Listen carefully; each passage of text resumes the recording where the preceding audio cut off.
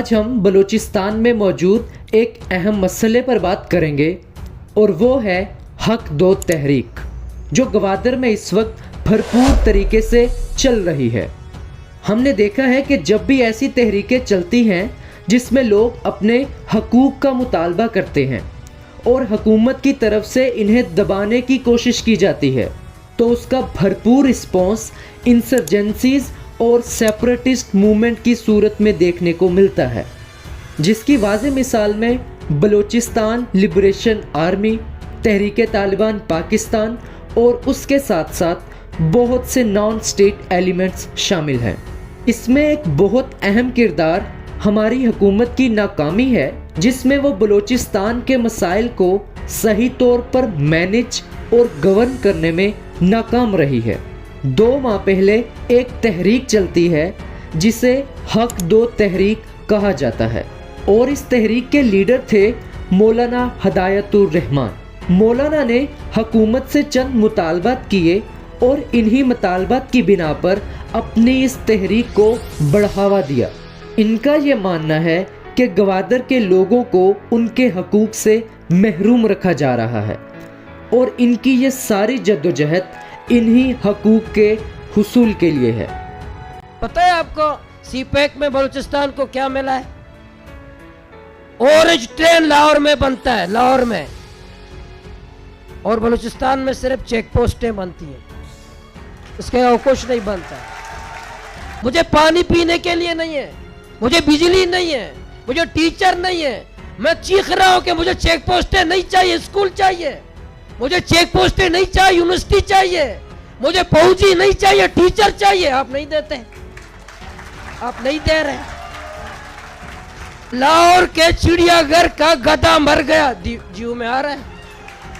3 دن پہلے یہ آیا ہے کہ ایک اداکارہ کا جوتا چوری ہو گیا، ابھی 3 دن پہلے۔ میرے 100 لاشیں گرتی ہیں، ایک پٹی تک نہیں چلتا۔ اس تحریک کے حکومت سے 4 مطالبات ہیں۔ Number 1، illegal trolling. ان لوگوں کا یہ کہنا ہے کہ بلوچستان کے پانیوں میں انلیگل ٹرولنگ یا فشنگ کی جاتی ہے، یعنی غیر مقامی لوگ یہاں پر آتے ہیں اور ماڈرن اکوائپمنٹس کا استعمال کرتے ہوئے فشنگ کرتے ہیں اور کثیر تعداد میں مچھلیاں یہاں سے لے جاتے ہیں۔ چونکہ گوادر کے لوگوں کی ڈیپینڈنس انہی میری ٹائم ریسورسز پر ہے، جس میں فشریز ایک بہت بڑا ریسورس ہے۔ انلیگل ٹرولنگ کے ذریعے ان فشریز کا استحصال کرنا یہاں کے مقامی لوگوں کا سب سے بڑا مسئلہ ہے۔ ان کا یہ کہنا ہے کہ پہلے تو اس ٹرولنگ کو روکا جائے، اور دوسرا ہمیں انسینٹیوز مراعات دی جائیں تاکہ ہم ماڈرنائزڈ اکوائپمنٹس کا استعمال کرتے ہوئے بڑی سطح پر فشنگ کر سکیں اور اپنے آپ کو معاشی طور پر مضبوط کر سکیں۔ Number 2، military check post. دوسرا مسئلہ ان کا ملٹری کی بڑھتی ہوئی چیک پوسٹیں ہیں۔ گوادر ایک سینسٹیو ایریا ہے جہاں چین سی پیک کی وجہ سے بڑی سطح پر انویسٹمنٹس کر رہا ہے، اور اس کے لیے سیکیورٹی بھی درکار ہے، اور انہی سیکیورٹی چیک پوسٹ کی وجہ سے جو مقامی لوگوں کی موبیلٹی ہے ایک جگہ سے دوسری جگہ، وہ بہت اثر انداز ہوتی ہے۔ انہیں بہت ساری چیک پوسٹ سے گزر کر مشکلات کا سامنا کرنا پڑتا ہے۔ ان کا یہ مطالبہ ہے کہ ان ملٹری چیک پوسٹس کو کم سے کم کر کے ہمارے گزر بسر کو یقینی اور آسان بنایا جائے۔ نمبر 3، سی پیک۔ تیسرا مسئلہ یہ ہے کہ چین گوادر میں جو ڈیولپمنٹس کر رہا ہے، اس کی وجہ سے یہاں فورن انویسٹمنٹس اور لیبر فورس آ رہی ہے۔ ان سب چیزوں کا گوادر کے لوگوں کو کوئی فائدہ نہیں ہو رہا۔ ان کا یہ کہنا ہے کہ گوادر ریلیٹڈ انویسٹمنٹس میں سوسائٹل لیول پر یہاں کے مقامی لوگوں کی انوالومنٹ ہونی چاہیے تاکہ یہاں کے مقامی لوگ معاشی بحران سے محفوظ رہیں۔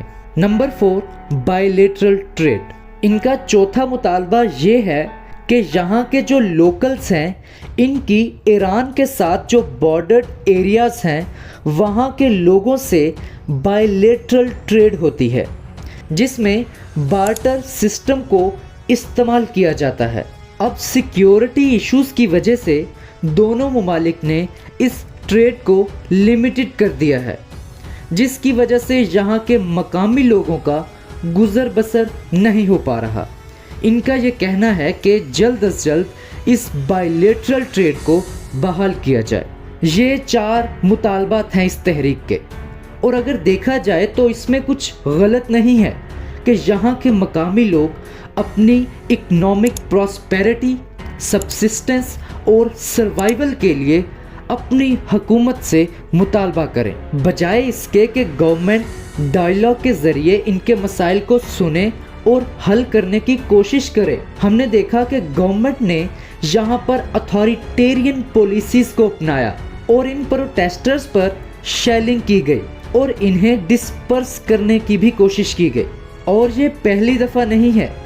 جب بھی ہم بلوچستان کو اسٹڈی کرتے ہیں ہمیں یہ معلوم ہوتا ہے کہ قیام پاکستان سے لے کر آج تک یہاں 5 ملٹری آپریشنز کیے جا چکے ہیں، اور یہ جو 5 ملٹری آپریشنز تھے اس میں بلوچستان کے لوگوں نے صرف اپنے حقوق کا مطالبہ کیا تھا، اور جب گورنمنٹ بلوچستان کے لوگوں کو حقوق فراہم کرنے میں ناکام ہوئی تو بجائے اس کے کہ گورنمنٹ ان کے مسائل کو سنتی اور سلجھانے کے لیے تدابیر اختیار کرتی، گورنمنٹ نے کائنیٹک آپریشنز کیے، تو اس کا بہت بڑی سطح پر رسپانس نان اسٹیٹ ایکٹرز کی صورت میں آیا جو آج ریاست پاکستان کے خلاف لڑ رہے ہیں۔